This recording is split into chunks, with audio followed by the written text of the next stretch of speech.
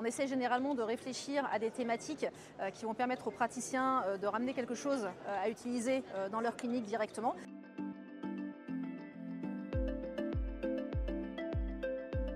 Évidemment, l'objectif, c'est d'en avoir pour tout le monde. C'est-à-dire qu'on va aller de certaines thématiques très spécialisées à d'autres thématiques très pratiques et on essaie de couvrir différents sujets.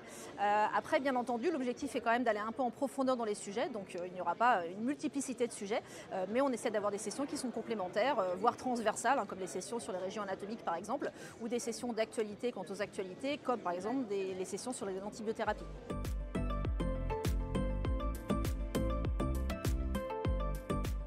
Alors, on n'en est qu'à la première journée, mais cette année, effectivement, on avait décidé d'insister sur l'asthme, qui est une session qu'on préparait depuis longtemps, parce que c'était suite au consensus Havermeyer, qui a été établi en 2023. Donc ça faisait quelques temps qu'on avait ça dans les tuyaux. Là, ça y est, on a pu la faire. Et puis on a associé à d'autres thématiques sur les pneumopathies, de façon à compléter le panel.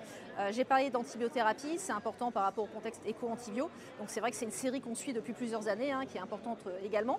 Et puis cette année, on a aussi un petit peu innové dans d'autres thématiques, par exemple la thématique juridique, avec une session sur les problématiques de consentement et de mise en cause. Et là, de la même façon, c'était important de parler de ces thématiques qui sont moins scientifiques, mais tout autant importantes par rapport à la pratique journalière.